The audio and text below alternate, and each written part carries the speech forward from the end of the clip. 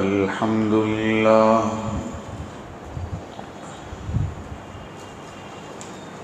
الحمد لله وكفى وسلام على عباده الذين اصطفى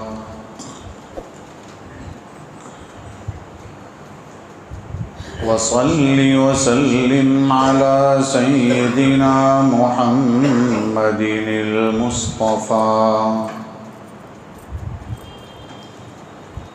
وعلى آله وأصحابه نجوم الهدى وقادة التقى.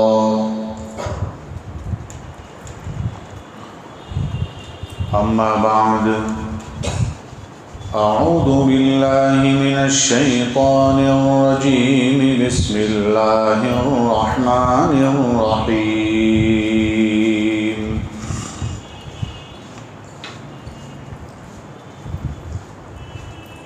ومن يبتغ غير الإسلام دينا فلن يقبل منه وهو في الآخرة من الخاسرين.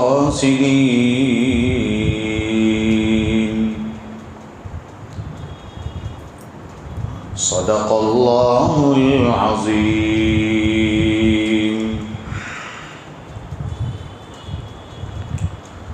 ایک بار درود پاک پڑھیں. اللهم صل على سيدنا محمد وعلى آل سيدنا محمد وأصحابه وأزواجه وبارك وسلم.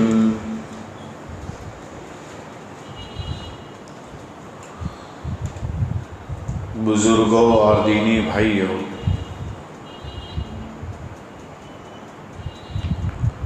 اللہ تبارک و تعالی نے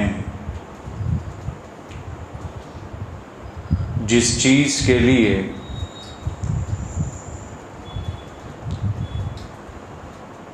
جو راستہ منتخب کیا ہے اسی راستے سے اگر وہ اس چیز کو حاصل کرتا ہے تو کامیاب ہوتا ہے، اور دوسرے راستے سے اس کو حاصل کرنے کی کوشش کرتا ہے تو برباد ہو جاتا ہے. مثال کے طور پر ایک انسان کو اللہ تعالیٰ نے کھانے کے لیے منہ دیا ہے،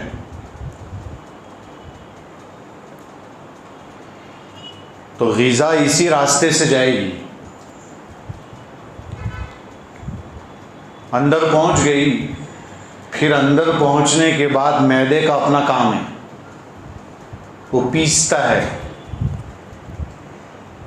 اس کے بعد جگر کا اپنا کام ہے، دل کا اپنا کام ہے.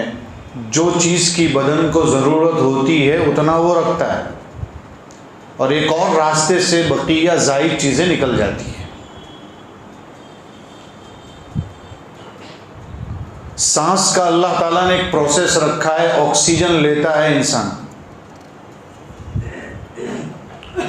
اندر پہنچنے کے بعد پھیپھڑے کا اپنا کام ہے، اور اسی سے زندگی کا نظام چلتا ہے. صرف تصور کیجئے کہ اگر کوئی کھانے کا لقمہ ناک میں ڈال دے تو نقصان ہوگا. سانس کی نالی میں اگر کوئی چیز ڈال دی جائے زندگی خطرے میں پڑ سکتی. جیسے یہ دنیا کا راستہ ہے، اگر وہ صحیح طریقے سے گزارتا نہیں ہے تو زندگی خطرے میں پڑ سکتی ہے. ایسے ہی آخرت تک جانے کا بھی اللہ تعالیٰ نے ایک راستہ متعین کیا ہے، اور اسی راستے کا نام اسلام ہے. اگر اس راستے سے نہیں گئے تو پھر ایسا ہوگا کہ بربادی کے راستے کھڑے ہو سکتے ہیں. اسلام کیا ہے؟ اسلام کے معنی جھک جانا، اپنے آپ کو کسی کے سپرد کر دینا، ٹو بی سرنڈر، ایک انسان اپنی ذات کو کسی کے سپرد کر دے، یہ اسلام ہے۔ اور یہاں کیا کہنا چاہ رہے ہیں؟ مطلب یہ بتلانا چاہتے ہیں کہ انسان اپنی خواہشات چھوڑ دے، اپنی منمانی چھوڑ دے، اور اللہ کے حوالے اپنی ذات کو کر دے، نبی کے طریقے کے مطابق اپنی زندگی گزارے، اس کا نام ہے اسلام۔ ویسے یہ اسلام محمد الرسول اللہ صلی اللہ تعالی علیہ وسلم لے کر آئے، اور قیامت تک اسی طریقے پر چلنے میں کامیابی ہے۔ اس کے علاوہ جو بھی طریقہ اختیار کیا جائے گا وہ ناکام ہے۔ جیسے قرآن نے ایک جگہ تو یوں کہا کہ اصل مذہب اللہ کے نزدیک اسلام ہے، ان الدین عند اللہ الاسلام، جیسا یہاں فرمایا، اور دوسری جگہ یہ فرمایا کہ اس کے علاوہ کوئی طریقہ اختیار کرے گا تو قبول نہیں، جس کو ہم نے خطبے میں پڑھا، وَمَن يَبْتَغِ غَيْرَ الْإِسْلَامِ دِينًا فَلَن يُقْبَلَ مِنْهُ، جو اسلام کے علاوہ کسی اور مذہب کو، کسی اور دین کو پسند کرے گا، اختیار کرے گا، ہرگز اس سے قبول نہیں کیا جائے گا۔ اور صرف اتنا نہیں کہا، آگے فرمایا وَهُوَ فِي الْآخِرَةِ مِنَ الْخَاسِرِينَ، اور وہ آخرت میں گھاٹا، نقصان کرنے والوں میں سے ہوگا۔ یہ قرآن صاف ستھری بات کرتا ہے۔ یہ ہے اسلام۔ یہ اسلام جو نبی لے کر آئے وہ تو قیامت تک ہے، اسی پر چلنا ہے، ورنہ ہر مذہب میں اسلام ہی کی دعوت دی گئی ہے۔ اور وہ کب سے چلا آ رہا ہے؟ آدم علیہ السلام سے چلا آ رہا ہے۔ سب سے پہلے انسان حضرت آدم علیہ السلام ہیں، اور وہی اللہ کے نبی بھی ہیں، رسول بھی ہیں، وہ لے کر آئے، اور انہوں نے جو دعوت دی وہ ہر نبی نے دعوت دی، اس لیے کہ اللہ تک پہنچنے کا راستہ اللہ نے نبیوں والا رکھا۔ پھر نبیوں نے جو کچھ بتایا اس پر قوموں کو یہ کہا کہ اس پر عمل کیا جائے، اگر عمل کرو گے تو کامیاب ہوگے، نہیں کرو گے تو نقصان میں رہو گے۔ تو آدم علیہ السلام سے لے کر سب نبیوں نے یہی کہا ہے، اسی کو قرآن میں مختلف جگہوں میں بیان کیا گیا ہے، یہاں تک کہ وَوَصَّى بِهَا إِبْرَاهِيمُ بَنِيهِ وَيَعْقُوبُ، جہاں ابراہیم علیہ السلام نے تاکید کی، وصیت کی اپنے بیٹوں کو، یعقوب علیہ السلام نے بھی کی، اور آگے چل کر قرآن کہتا ہے کہ یعقوب علیہ السلام کی موت کا جب وقت قریب آ گیا تو انہوں نے اپنے بیٹوں کو جمع کر کے بھی یہ فرمایا کہ میرے بعد کس کی عبادت کرو گے؟ تو جواب دیا بیٹوں نے کہ ہم آپ کے ہی معبود کی، ابراہیم، اسحاق، اسماعیل، ان کے معبود کی اتباع کریں گے۔ اس سے پتہ چلتا ہے پہلے دن سے یہ تعلیم چلی آ رہی ہے، پہلے انسان سے یہ تعلیم چلی آ رہی ہے۔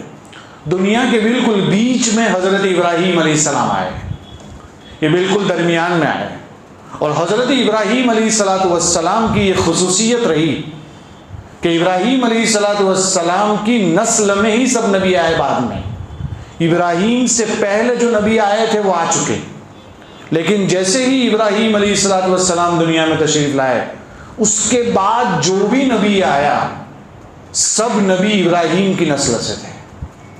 ابراہیم علیہ السلام کے 2 بیٹے ہیں، ان میں سے ایک کا نام اسحاق ہے اور ایک کا نام اسماعیل ہے۔ اسحاق علیہ السلام کی نسل سے حضرت موسیٰ علیہ السلام، حضرت یعقوب علیہ السلام، حضرت یوسف علیہ السلام، اور بہت سارے انبیاء، 4000 نبیوں کی تعداد بتائی جاتی ہے تقریباً، وہ سب کے سب بنی اسرائیل کہلاتے ہیں۔ تو بنی اسرائیل میں جتنے انبیاء آئے وہ سب حضرت اسحاق کی نسل سے، اور اسحاق کے ابو حضرت ابراہیم علیہ السلام ہیں۔ اور حضرت اسماعیل علیہ السلام یہ ایک مصری نژاد خاتون تھی، حضرت ہاجر جس کو ہم ہاجرہ بولتے ہیں، اصل نام عربی میں ہاجر ہے، حضرت ہاجر علیہ السلام یہ ان کی نسل سے آئے، ان کے بیٹے ہیں حضرت اسماعیل، حضرت ابراہیم علیہ السلام کی بیوی ہے حضرت ہاجر، مصری نژاد ہے، مصر کی خاتون ہے، ان سے اسماعیل، اور اسماعیل کی پوری نسل میں صرف ایک نبی آئے، وہ محمد رسول اللہ صلی اللہ تعالی علیہ وسلم۔ اندازہ لگائیں کہ ابراہیم علیہ السلام کتنے بڑے نبی ہیں، اتنے بڑے نبی ہیں جن کا تذکرہ ابھی پچھلے کچھ دنوں سے ہم کرتے چلے آ رہے ہیں، اس لیے کہ ابھی عید الاضحیٰ گزری ہے، اور عید الاضحیٰ یہ ابراہیم علیہ السلام کی یادگار ہے۔ بقرعید جو گئی ہے وہ حضرت ابراہیم علیہ السلام کی یادگار ہے، اور ابراہیم علیہ السلام کے طریقوں کو، سنتوں کو اللہ تعالیٰ نے بعد میں زندہ رکھا۔ یہ حج جو کرتے ہیں یہ کس کی یادگار ہے؟ ابراہیم علیہ السلام کی یادگار ہے۔ حج میں صفا اور مروہ کی جو سعی ہوتی ہے وہ کیا ہے؟ حضرت ہاجر علیہ السلام اور حضرت اسماعیل علیہ السلام کی وہ دوڑ دھوپ ہے، وہ چلت پھرت ہے جس کو اللہ تعالیٰ نے ہمیشہ کے لیے جاری کر دیا۔ زمزم کا جو کنواں ہے جہاں سے پانی نکلتا ہے اور برسوں سے لوگ پانی پیتے چلے آ رہے ہیں، وہ حضرت اسماعیل علیہ السلام کی تڑپ اور حضرت ہاجر کی تڑپ، جبرائیل کا پر مارنا اور اللہ تعالیٰ کی طرف سے اس چشمے کا جاری ہونا، جو آج تک لوگ اس کو پیتے چلے آ رہے ہیں، کبھی ختم نہیں ہوا، کبھی گدلا نہیں ہوا، کبھی گندا نہیں ہوا۔ لوگوں نے عجیب عجیب پروسیس کیے لیکن تھک گئے۔ زمزم کے بارے میں کوئی نکتہ چینی نہیں کر سکا، کوئی بتا نہیں سکا کہ اس پانی میں کچھ ہے۔ خیر، حضرت ہاجر اور حضرت اسماعیل علیہ السلام کی وہ یادگار ہمارے سامنے ہے۔ اس لیے قرآن کریم میں صرف نبی کریم صلی اللہ تعالی علیہ وسلم کی اتباع کرنے کو تو کہا، لیکن کسی اور نبی کی اتباع کرنے کو کہا تو فرمایا کہ اگر کسی کے طریقوں کو فالو کرنا ہے یا تمہارے لیے نمونہ ہے، جو کہا نمونہ جس کو بتایا وہ نبیوں میں اللہ کے رسول کے علاوہ صرف ابراہیم علیہ السلام کو بتایا۔ قد کانت لکم اسوۃ حسنۃ فی ابراہیم والذین معہ، قرآن نے کہا ہے کہ تمہارے لیے ابراہیم علیہ السلام کی زندگی میں بہترین نمونہ ہے۔ جیسے قرآن میں ایک جگہ پر ہے لقد کان لکم فی رسول اللہ اسوۃ حسنہ، آپ صلی اللہ علیہ وسلم کی زندگی میں نمونہ بتایا، ایسے ابراہیم علیہ السلام کی زندگی میں بھی نمونہ ہے۔ اب یہ نمونہ کیا ہے؟ یہ سوچنے کی چیز ہے، سمجھنے کی چیز ہے کہ نمونہ کیوں بنایا ابراہیم علیہ السلام کو، آخر کیا چیز تھی حضرت ابراہیم علیہ السلام میں کہ جس کی وجہ سے قرآن ہمیں صاف ستھرا یہ کہہ رہا ہے کہ تمہارے لیے اگر نمونہ ہے تو ان کی زندگی نمونہ ہے۔ غور کریں گے تو آپ کو پتہ چلے گا کہ ابراہیم علیہ السلام جس گھر میں پیدا ہو رہے ہیں وہ علاقہ عراق کا ہے۔ عراق میں ابراہیم علیہ السلام کی پیدائش ہو رہی ہے، اور ابراہیم علیہ السلام جس گھر میں آنکھیں کھول رہے ہیں اس گھر میں بت کی پوجا نہیں ہوتی، بلکہ ساتھ ساتھ بتوں کو تراشا جاتا ہے، اسٹیچو بنتے ہی وہاں ہیں، سب کچھ وہیں ہو رہا ہے۔ اس گھر میں ابراہیم علیہ السلام کی پیدائش ہو رہی ہے۔ غور کیجیے اور اندازہ لگائیے کہ جس گھر میں ابراہیم علیہ السلام کی پیدائش ہو رہی وہ کتنا شرک میں گندا اور گدلا گھر تھا، لیکن ابراہیم علیہ السلام کے ضمیر نے اس کو قبول نہیں کیا، فطرت نے قبول نہیں کیا، نیچر کبھی ایسی گندی چیز کو قبول نہیں کرتا، قبول نہیں کیا، تو انہوں نے آگے چل کر اس کا انکار کیا۔ ایک لمبی تفصیل ہے، انکار کیا یہاں تک کہ آزمائشیں آئیں ان کے ساتھ۔ قرآن کریم میں ایک جگہ پر ہے وَإِذِ ابْتَلَىٰ إِبْرَاهِيمَ رَبُّهُ بِكَلِمَاتٍ فَأَتَمَّهُنَّ، اس وقت کو یاد کرو جب ابراہیم کے رب نے ابراہیم کو آزمایا، اور جیسا ویسا نہیں، کئی امتحانات لیے، ان کے کئی آزمائشیں آئی۔ فَأَتَمَّهُنَّ، فرمایا انہوں نے اعلیٰ نمبرات سے کامیابی حاصل کی، اللہ نے ان کو کامیاب کر دیا۔ تو پھر کیا ہوا؟ تو پھر اللہ تعالیٰ نے فرمایا میں تم کو لوگوں کا امام بنانے والا ہوں، انی جاعلک للناس اماما۔ غور کیجئے میرے بھائیوں، آج بھی امامت مل سکتی ہے، لیکن آزمائشوں سے گزر کر ملے گی، پھولوں کی سیج پر نہیں۔ اگر کوئی کہے کہ میں بغیر آزمائش گزارے کسی جگہ کا بہت بڑا امام بن جاؤں، نہیں، آسان نہیں ہے، تکلیفیں اٹھانی پڑتی ہے۔ حضرت ابراہیم علیہ السلام کو بہت آزمایا گیا۔ غور کیجئے، سب سے پہلے تو ان کو وہیں پر نمرود نے ایک بڑی آگ میں ڈالا، اور جیسی ویسی آگ نہیں تھی، ابھی کل ہی کی تو بات ہے، وہ آگ جو ہم نے دیکھی ہے کل، جو پلین کریش ہوا ہے، اللہ تعالیٰ سب کی حفاظت فرمائے، لیکن وہ ہماری آنکھوں کے سامنے ہے کہ آگ کتنی خطرناک چیز ہے، جیسی ویسی چیز نہیں۔ اس سے یہ بھی تو، اس واقعے سے یہ بھی تو پتہ چلتا ہے کہ زندگی کا کوئی بھروسہ نہیں۔ ہم کو اپنی موت کی فکر ہونی چاہیے، کب کہاں کس جگہ آ جائے، ہمارے پاس کون سی تیاری ہے، ہم نے کیا کر کے رکھا ہے کہ ہم اللہ کے رسول کو منہ دکھا پائیں گے، ہم اللہ کے سامنے کھڑے ہو پائیں گے۔ یہ زندگی کیسی ہے وہ دیکھ لیجئے، کوئی کھانا کھا رہا تھا، موت آ گئی، اس کو پتہ نہیں، کوئی پلین میں بیٹھا ہوا تھا، اسے پتہ نہیں کہ اڑتے ہی گر جاؤں گا، اسے نہیں پتہ ہے۔ تو موت ایسی چیز ہے، کب کہاں کیسے آ جائے۔ ابراہیم علیہ السلام کے لیے ایک بڑی آگ، جیسی ویسی نہیں، اس زمانے کے لوگوں نے منتیں مانی تھی، عورتوں نے، کہ میرا یہ کام ہو گیا تو ابراہیم کو جلانے میں لکڑیاں دوں گی۔ تو بڑی آگ، بڑا پرندہ، بہت اونچے اڑنے والا پرندہ بھی اگر وہاں سے گزرے گا تو جل کر راکھ ہو کر اندر گر جائے گا۔ اتنی بڑی آگ جلانے کی پلان، جلانے کی تمنائیں لوگوں نے کر رکھی تھی، اور وہ تھا، لیکن آپ جانتے ہی ہیں کہ اللہ جسے رکھے اسے کون چکھے، یہ اصولی چیز ہے۔ ابراہیم علیہ السلام کو اللہ تعالیٰ نے بچایا، اور اس آگ کو اللہ تعالیٰ نے گل گلزار بنا دیا۔ یہ سب مشہور بات ہے، باغ بن گئی وہ آگ، اور ان کو کچھ بھی نہیں ہوا، وہاں سے نکالے گئے، پھر آگے گئے، پھر آپ جانتے ہیں اور آزمائشوں کا سامنا کرنا پڑا، یہاں تک کہ وطن چھوڑنا پڑا، عراق چھوڑا انہوں نے، اور جب وہ چھوڑ کر جا رہے ہیں، ان کی بیوی ان کے ساتھ ہے، اور اس کا نام حضرت سارہ ہے علیہ السلام۔ یہ ساتھ میں ہیں، راستے میں مصر پڑتا تھا، مصر میں جب راستے میں ٹھہراؤ ہوا تو پھر وہاں جانتے ہیں، وہاں ایک بادشاہ تھا جو لڑکیوں کے ساتھ عصمت دری کیا کرتا تھا، عزتیں لوٹتا تھا۔ پھر آزمائش آئی، پھر ابراہیم علیہ السلام نے ان کو اپنا بتایا طریقہ، کیا ہے کیا نہیں، کس طرح بولنا ہے، کیا بات کرنی، قرآن میں سب ہے، میں ان تفصیلات میں جانا نہیں چاہتا ہوں، لیکن وہاں پر بھی اللہ تعالیٰ نے حضرت سارہ کی حفاظت فرمائی، حضرت ابراہیم علیہ السلام کی حفاظت فرمائی۔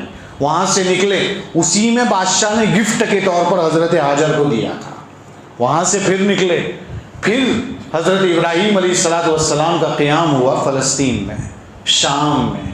آج فلسطین کا حال ہمارے سامنے ہے، غزہ کا حال ہمارے سامنے ہے، وہ بیچارے کئی سالوں سے کیسی قربانیاں دے رہے ہیں، 55,000 لاشیں ان کی جا چکی ہیں، 55,000 دفن ہو چکے ہیں، شہید ہو چکے ہیں، یہ ہماری آنکھوں کے سامنے ہے۔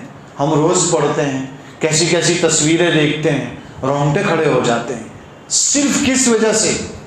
صرف اس وجہ سے کہ مسجد اقصیٰ کی حفاظت ہو جائے، اور کیا ہے، اور کچھ بھی نہیں۔ ایک مسجد کی حفاظت کے لیے 55,000 لوگ جا چکے ہیں، اور ہماری ملک کی کئی مسجدیں نشانوں پر ہیں، اور ہمارے سروں پر جو بھی نہیں رہی تھی میرے بھائیوں۔ وہاں ایک مسجد کے لیے غور کر سکتے ہیں، کتنے لوگ، کتنے بچے، اور ان کے ارادے پست نہیں ہوتے، وہ ثابت قدم رہتے ہیں، ہر وقت تیار رہتے ہیں، ہمت رہتی ہے، حوصلہ ان کا بڑا بلند رہتا ہے، ہر وقت فکر میں رہتے ہیں، کوشش یہ کرتے ہیں جان چلی جائے لیکن اللہ کا گھر نہ چلا جائے، اس لیے کتنی فکروں میں رہتے ہیں۔ عورتیں جا چکی، آپ نے کتنی تصویریں دیکھی ہوگی کہ جو ہے بچہ اپنی ماں کے چتھرے ہو گئے ہیں، اس کو اٹھا اٹھا کے جمع کر رہا ہے۔ یہ کیسی کیسی تصویریں، کیسے کیسے ویڈیوز ہیں، وہ ہماری آنکھوں کے سامنے ہیں۔ میرے بھائیوں، جو نقشہ وہاں ہے وہ اس ملک میں بھی آ سکتا ہے، کوئی بعید بات نہیں ہے، نقشے تو تیار ہیں، کب کہاں کس کے ساتھ کیا ہو جائے۔ کیا ہم نے اپنا ایمان اتنا مضبوط کر کے رکھا ہے؟ کیا ہم ایسا سمجھ سکتے ہیں کہ ہم بھی جان دینے کے لیے تیار ہیں؟ چاہے کچھ بھی ہو جائے ہم سب کچھ کرنے کے لیے تیار ہیں. نہیں، ہم تو چیونٹی مکوڑوں سے ڈرتے ہیں، ہم تو جو ہے بلی کتوں سے ڈرتے ہیں. ہماری آنکھوں کے سامنے اگر ایک سائرن بج جاتا ہے تو دروازے بند ہو جاتے ہیں. ہم سے کچھ نہیں ہوتا. میرے بھائیوں، پہلے اپنے آپ کو مضبوط کرنا پڑے گا.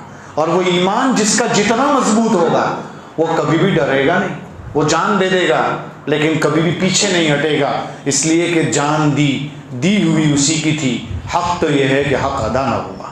یہ اصولی چیز ہے میرے بھائیوں. یہ ابراہیم علیہ السلام جب فلسطین پہنچ گئے، وہاں اپنے ایک بیٹے کی پیدائش ہوئی.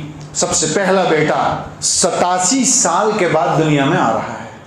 87 سال کے بعد کتنی منت سماجت کی ہوگی، کتنی دعائیں کی ہوگی. رب حبلی من الصالحین قرآن نے ذکر کیا ہے. غور کریں صرف آپ کہ دعا مانگنے کا طریقہ بھی اللہ نے سکھایا کہ اے میرے رب مجھے نیک صالح اولاد عطا فرما. صرف اولاد نہیں، اولاد آ گئی اگر وہ صالح نہیں ہوئی، نیک نہیں ہوئی تو پھر وہ درد سر بن جاتی ہے. پھر وہ کہتا ہے کاش کے بچے ہی نہ ہوتے میرے، کاش کہ میری اولاد ہی نہ ہوتی. ایسا سوچتا ہے انسان. اس لیے نیک اولاد مانگنے کی دعا کرنی چاہیے. ربی حبلی من الصالحین. تو قرآن کہتا ہے فبشرناہ بغلام حلیم. بچہ تو ملے گا لیکن بردبار کہا ہے پہلے ہی سے، یعنی حالات آئیں گے تو برداشت کرے گا. یہ قرآن نے کہہ دیا ہے، پہلے ہی سے کہہ دیا ہے. تو اسماعیل علیہ السلام پیدا ہوئے. اس کی بھی تفصیلات ہے. چھوٹا بچہ ابھی چھوٹا ہی ہے اور ابھی تو دودھ پیتا ہے اور ابھی جوانی کی عمر کو پہنچا ہے. سب سے پہلے تو دودھ پیتے بچے کے ساتھ آزمائش ہے. اور حضرت ہاجر کے ساتھ حکم دیا اللہ تعالیٰ نے کہ ان دونوں کو لے جاؤ اور مکہ جیسی جگہ پر جا کر چھوڑ کر چلے آؤ. یہ آسان نہیں ہے. ایک تو بچہ کتنے سالوں کے بعد ملا ہے اور پھر اس بچے کو مکے میں چھوڑ دینے کو کہا. یہ وہ مکہ ہے جہاں ابھی دوبارہ کعبۃ اللہ کی تعمیر نہیں ہوئی تھی. یہ وہ مکہ ہے جہاں دور دور تک پرندہ نہیں دکھ رہا ہے، جانور نہیں دکھ رہا ہے، پانی کا نام و نشان نہیں ہے، سبزی نہیں ہے، اگنے کا کوئی نشان نہیں ہے، کچھ نہیں ہے. دور دور تک زندگی کے کوئی اسباب نہیں ہے. اور حکم کیا ہوا ہے کہ ان کو چھوڑ دو. بیوی کو اور بچے کو چھوڑ کر ابراہیم کو جانے کو کہا ہے. ایک باپ نے اور ابراہیم جیسے باپ نے کیسے ان دونوں کو وہاں چھوڑا ہوگا اور کیسے وہ وہاں سے گئے ہوں گے وہ ہم لفظوں میں بیان نہیں کر سکتے، لیکن چھوڑ دیا. یہ بھی ایک آزمائش تھی. وہاں سے بھی گزر گئے. اللہ تعالیٰ کا حکم تھا تو ابراہیم نے کہا کہ اگر اللہ کا حکم ہے بیوی کو بھی چھوڑ دوں گا، بچے کو بھی چھوڑ دوں گا، کوئی بات نہیں. چھوڑ دیا. پھر وہاں سے چلے. پھر ابھی اسماعیل علیہ السلام جوانی کی دہلیز کو پہنچے تھے. ابھی پہنچے ہی تھے کہ پھر خواب آیا اور خواب دیکھ رہے ہیں کہ اپنے بیٹے کو ذبح کر رہا ہوں. علامہ انور شاہ کشمیری رحمۃ اللہ علیہ فرماتے ہیں کہ ذبح کر رہا ہوں یہ دیکھا ہے، ذبح کر دیا یہ نہیں دیکھا ہے. خواب ایسا نہیں دیکھا ہے کہ میں نے ذبح کر دیا، خواب یہ دیکھا ہے میں ذبح کر رہا ہوں. خواب پورا ہوا اس لیے کہ ذبح کرنے بھی لے گئے، چھری بھی چلائی، تو ذبح کر رہا ہوں یہ تو پورا ہو گیا. اب چھری نہیں چلی یہ اللہ کا حکم تھا. ورنہ خواب نبی کا سچا ہوتا ہے، وہ تو وحی ہوتا ہے، وہ کبھی جھوٹا نہیں ہوتا. انسانوں کے خواب 3 طرح کے ہوتے ہیں. ہم لوگ جو خواب دیکھتے ہیں وہ 3 طرح کے ہوتے ہیں. ایک ربانی رحمانی خواب ہوتا ہے، ایک شیطانی ہوتا ہے اور ایک نفسانی ہوتا ہے. جو ربانی خواب ہوتا ہے وہ ایک دم سچا ہوتا ہے اور سچے خواب جو ہوتے ہیں وہ قیامت تک چلتے رہیں گے اور آخری زمانے میں سچے خواب بہت آئیں گے. آخری زمانے میں قیامت کی علامتوں میں سے قیامت کی آخری قریب آنے والی ہوگی، اس وقت لوگوں کو سچے خواب بہت آئیں گے. لیکن میرے بھائیوں، خواب سچ بیان کرنا چاہیے، اپنی بڑائی نہیں بیان کرنی چاہیے. بعض لوگ اپنی بڑائیاں خواب میں بیان کرتے ہیں، وہ ٹھیک نہیں. خواب میں کہتا ہے میں نے مدینہ دیکھا، میں نے مکہ دیکھا، میں مسجد اقصی میں گھوم رہا ہوں، میں فلاں جگہ گھوم رہا ہوں. جو بھی ہو سچ بیان کریں، اگر کریں تو اس لیے کہ ایک رائی کے دانہ دیا جائے گا، 2 رائی کے دانے دیے جائیں گے قیامت کے دن. حدیث میں وہی رائی ہے، جس نے جھوٹا خواب بیان کیا تو 2 رائی کے دانے دیے جائیں گے اور فرمایا کہ دونوں رائی کے دانوں میں گانٹھ لگاؤ کوئی نہیں لگا سکتا. رائی کے دانے میں گانٹھ کیسے لگائیں گے؟ 2 رائی کے دانے کو گانٹھ کیسے لگا سکتے ہیں؟ گرا نہیں لگا سکتے. کہ جب تک نہیں لگاؤ گے جہنم میں جلو گے. یہ جیسی ویسی چیز نہیں ہے. اس لیے جھوٹا خواب نہیں بیان کرنا چاہیے، ڈرنا چاہیے، گھبرانا چاہیے. ہاں سچ سچ خواب بیان کرنا چاہیے. پھر خواب کے پیچھے بھی بہت نہیں پڑنا چاہیے. بعض لوگ روزانہ صبح اٹھتے ہیں، مولانا ایک خواب دیکھا ہے. ارے بھائی، امام ابو یوسف رحمۃ اللہ علیہ کا نام سنا ہوگا. یہ امام ابو حنیفہ رحمۃ اللہ علیہ کے مشہور شاگرد ہیں. بہت پرانی بات کر رہا ہوں، 1200 سال پہلے کی. وہ بہت اچھا زمانہ تھا. ان کے پاس کوئی آدمی خواب لے کر آتا تھا. امام صاحب سے کسی نے کہا، امام ابو یوسف سے، خواب دیکھا ہے. امام ابو یوسف رحمۃ اللہ علیہ نے فرمایا بیداری سے فرصت نہیں ہے اور نیند کی باتیں لا کے پیش کرتا ہے. ایسا کہا. فکر ہے تو بہت زیادہ خواب کے پیچھے بھی نہیں پڑنا چاہیے. بعض لوگ روزانہ کچھ نیا خواب اور تعبیر لینے بیٹھ جاتے ہیں. یہ اچھی چیز نہیں. تو سچے خواب کی پہلی قسم میں نے بتائی ربانی رحمانی. دوسرا خواب شیطانی، وہی نماز ایک پڑھنی نہیں ہے اور پھر کہتا ہے مولانا جو ہے میں نے خواب میں سانپ دیکھا، ڈس رہا تھا. تو ڈسے گا ہی نا بھائی. فجر تو پہلے پڑھ تو پھر جب نماز صحیح نہیں پڑھے گا، تو ڈھنگ سے نمازیں نہیں پڑھے گا، تو پھر ایسے ہی خواب آئیں گے. یہ سب شیطانی اثرات ہیں. چونکہ دن بھر جس طرح رہتا ہے رات کو اسکرین پر ایسا ہی آتا ہے. اس لیے اچھی زندگی گزارو گے تو رات کو اسکرین پر بھی اچھا آئے گا. اس لیے شیطانی خواب بھی آتے ہیں. اور تیسرا خواب جو ہوتا ہے وہ نفسانی ہوتا ہے. اور نفسانی خواب کیا ہے؟ دوپہر میں کھانا کھایا بستر پر، رات کو کھایا بستر پر، سو گیا فوراً. اب چل بھی نہیں رہا ہے، کھانا ہضم بھی نہیں ہوا ہے، پیٹ کا ہاضمہ گڑبڑ ہوا، تو خواب میں عجیب عجیب چیزیں آتی ہیں. پھر خواب دیکھ رہا ہے دوپہر میں سویا ہے 10 منٹ کے لیے، کھا کر فوراً سویا. خواب دیکھ رہا ہے کہ پلین میں بیٹھا ہوں اور پلین جو ہے سونے کا ہے اور اڑ رہا ہے اور کافی اونچائی پر ہوں، اور ایک دم سے پلین نیچے گرا اور آنکھ کھلی تو پلنگ کے نیچے تھا. ایسا ہوتا ہے. یہ ایسا کیوں ہو رہا ہے؟ یہ پیٹ کا گڑبڑ ہاضمہ جب گڑبڑ ہوتا ہے تو پھر ایسی ایسی چیزیں نظر آتی ہیں. یہ خواب 3 طرح کے مسلمان مومنوں کے، انسانوں کے خواب بتائے میں نے آپ کو.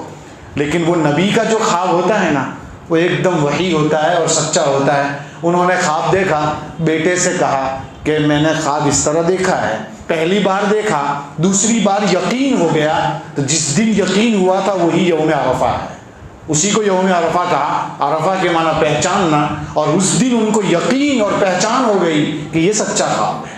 تو پھر بیٹے سے کہا، اور بیٹا بھی میرا اور آپ کا نہیں تھا، وہ بیٹا ابراہیم کا تھا. حاجر علیہ السلام کی گود میں پلا ہوا بچہ تھا. تو اس نے یہ کہا یا ابتی افعل ما تؤمر ستجدنی انشاءاللہ من الصابرین. ابا جان جیسا کہا ہے نا کر گزریے ویسا. جی اگر آج اٹھ کر اگر آپ اپنی بیوی کے سامنے یہ کہو کہ بیٹے کو ذبح ہوتے دیکھا ہے، تو بیوی کہے گی کیا ہوا رات کو کتنے بجے سوئے تھے؟ شاید یہ سوال کرے گی میرے خیال سے کہ کیا کوئی ارادہ ہے، کچھ اور سوچا تھا کیا، کچھ اور دیکھ لیا تھا کیا. لیکن وہاں خواب دیکھا تھا تو حاجر کی گود میں پلے ہوئے بچے نے بڑا اچھا جواب دیا اور لے گئے ابراہیم اسماعیل کو اس جگہ جہاں آج مینا میں حاجی لوگ قربانی کرتے ہیں. وہاں لے گئے اور وہیں جا کر ان کو ذبح کرنے کے لیے لٹایا. اور بیٹا بھی تو ابراہیم کا تھا کہ ابا جان الٹا لٹائیے، منہ پر پٹی باندھ دیجیے، تاکہ کچھ بھی ہو جائے آپ کو رحم نہیں آنا چاہیے کسی طرح. چھری چلائی، چھری چلی نہیں. اللہ کی طرف سے دمبا آ گیا، اللہ تعالیٰ کی طرف سے آیا، اس کو ذبح کر دیا. اور اس کی یادگار آج تک منائی جاتی ہے. لوگ بکرے تو ذبح کرتے ہیں قربانی کے دنوں میں، لوگ جانوروں کو ذبح تو کرتے ہیں، لیکن وہ باپ بیٹے کی گفتگو کو کوئی یاد نہیں کرتا. وہ جو اصل تو قربانی وہ ہے کہ جو حکم آیا کر گزرے، جیسا حکم آیا تھا وہ چل دیے. یہ نہیں سوچا کہ میرا یہ بچہ کتنے سالوں کے بعد مجھے ملا ہے، ایسا نہیں سوچا، لے کے چل دیے. اس کی پر حقیقت پر عمل کوئی کر رہا ہے تو اس وقت غزہ کے مسلمان کر رہے ہیں جو حقیقت میں عمل کر رہے ہیں. وہ اپنی جانیں پیش کر رہے ہیں، ڈرتے نہیں ہیں ان چیزوں سے. اصل قربانی کا مقصد بھی یہی ہے. اس کو ہمیں سوچنا چاہیے. ابراہیم علیہ السلام کی زندگی کو قرآن نے نمونہ کہا ہے. تو نمونہ کس چیز میں ہے؟ کہا قیامت تک یہی چیزیں ہوگی کہ جتنے بھی حالات آ جائے، ابراہیم کی زندگی میں جتنے بھی حالات آئے، انہوں نے توحید نہیں چھوڑی، اللہ کو ایک مانا۔ ہم کو بھی یہی سکھایا گیا کہ جیسے ابراہیم کے زمانے میں مشرکین بہت تھے، بت پرستی بہت عام تھی، لیکن انہوں نے توحید کو پکڑ کے رکھا، اللہ کو ایک مانا، ایسے ہم کو بھی یہ تعلیم دی گئی کہ اس ملک میں بھی شرک بہت عام ہے، اور شرک کو عام کرنے کو کہا جا رہا ہے، اور شرک عام ہوتا جا رہا ہے، غلبہ ان کا بڑھتا جا رہا ہے۔ ہم کو یہ تعلیم دی کہ جیسے ابراہیم نے توحید کو نہیں چھوڑا، چاہے عزت دینی پڑے، چاہے کوئی بھی چیز داؤ پہ لگ جائے، چاہے مال داؤ پہ لگ جائے، ہم کو بھی یہی کہا کہ ہمارا مال چلا جائے، ہماری جان چلی جائے، اس ملک میں ہمارے ساتھ کچھ بھی کیا جائے، لیکن اگر کوئی ہمارا ایمان چھیننا چاہے، توحید چھیننا چاہے، ہم نہیں چھیننے دیں گے۔ ہم اس کی کوشش کریں گے کہ قیامت تک، مرتے دم تک توحید پر قائم رہیں گے۔ اللہ تعالی ہمیں ان باتوں پر عمل کرنے کی توفیق عطا فرمائے۔ وآخر دعوانا الحمدللہ رب العالمین۔